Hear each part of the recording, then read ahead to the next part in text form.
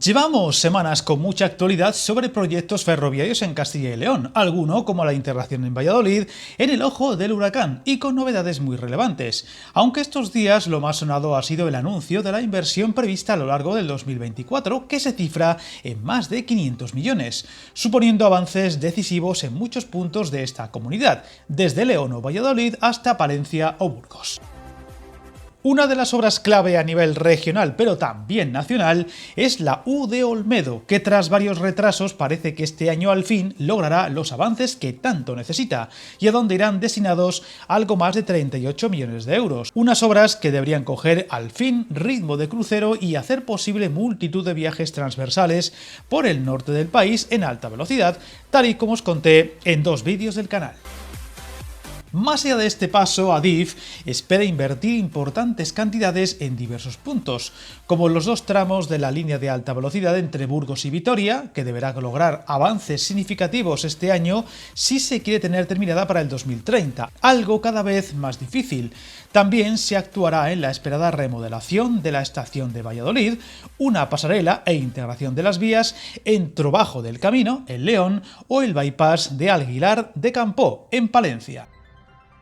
En el caso de la remodelación de la estación Valladolid-Campo Grande, se actuará por un valor de 131 millones de euros, una transformación total que mejorará la estación y la adecuará a los nuevos tiempos, ampliando la terminal y extendiéndola hacia el barrio de Las Delicias, pues Valladolid cada vez tendrá más relevancia en lo ferroviario y donde la terminal actual se está quedando más que pequeña. Un proyecto que se espera tener acabado en 2030 y que os conté al detalle en un vídeo del canal.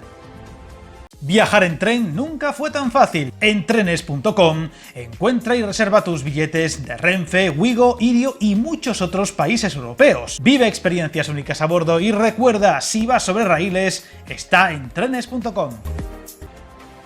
Otro proyecto que se califica como prioritario para Adif es el bypass ferroviario y la estación de Aguilar de Campoo, que en este 2024 recibirá un impulso decisivo, claves ambas para los avances de la línea entre Palencia y Cantabria. Recordemos que en esta zona habrá una doble pasada por Aguilar de Campoo. Por un lado, para que los trenes de alta velocidad puedan prestar servicio en esta localidad y por otro, para que los trenes directos no tengan que pasar por la estación y reducir así su velocidad. La estación además se ampliará para acoger los nuevos servicios con un andén nuevo y se extenderán los actuales, construyéndose también un paso inferior peatonal.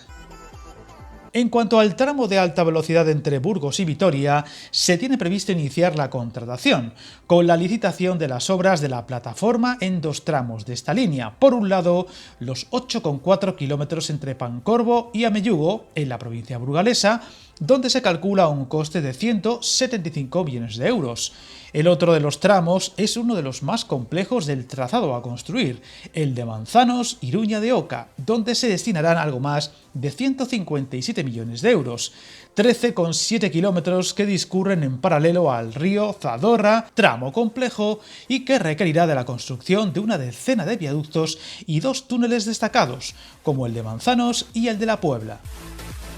En León, además, hemos sabido que Adif invertirá 32 millones en renovar la vía entre la propia ciudad y el inicio de la variante de Pajares, actuación clave para conectar el nuevo tramo de alta velocidad con la red que llega a la capital leonesa desde Palencia y que supondrá una mejora en las circulaciones y también se espera en los tiempos de viaje. Además, se ha asegurado que está muy avanzada la redacción del proyecto que dotará al tramo entre León y La Robla de una vía doble con ancho mixto.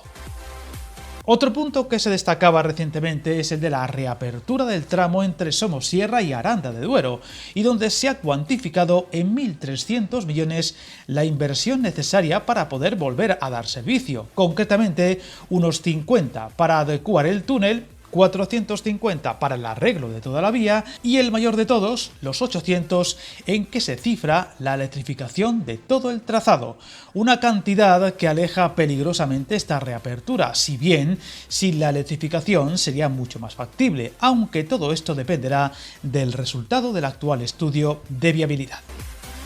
Por último, no podemos olvidar la actualidad en Valladolid, que más allá de la reforma de su estación, ha dado mucho que hablar en el eterno debate sobre el soterramiento de sus vías, cada vez más alejado, dadas las cifras con las que se especula haría falta invertir, y que no ha parado de crecer. La última, nada menos que 2.700 millones, hablándose además de 17 años de obras para poder llevarlo a cabo. Un proyecto faraónico que sorprende y que hace mucho más difícil, si cabe, su impulso. Sin embargo, desde el propio ministerio se presentaba un plan para la integración de dichas vías que abarataría notablemente dichos costes hasta los 1.500 y rebajaría los plazos de obras, dejándolos en un máximo de 7 años. Cifras que no convencen a muchos y que vuelve a poner a este proyecto en el candelero y que parece claro aún le queda mucho por delante, por lo que no le quitaremos ojo.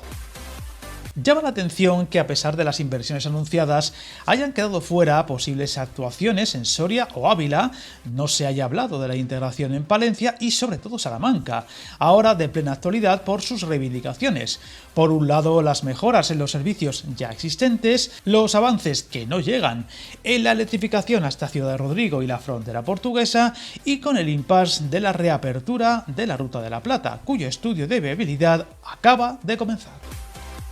Recordemos que este año será también importante en cuanto a los trenes se refiere, con la llegada de los servicios de Vigo a Segovia y Valladolid o los AVLO, previstos para cuando lleguen los trenes abril, que por cierto todo hace indicar tampoco estarán en marzo ni en Semana Santa, como se viene anunciando desde hace muchos meses, barajándose ahora la fecha del 8 de abril. Veremos si esta vez es la definitiva. Como veis, una comunidad con muchas cosas en marcha, sí, pero también muchas otras pendientes, por lo que seguiremos muy atentos y contaremos lo que vaya aconteciendo. Suscríbete al canal y recuerda, hasta el camino más largo se inicia con un primer paso.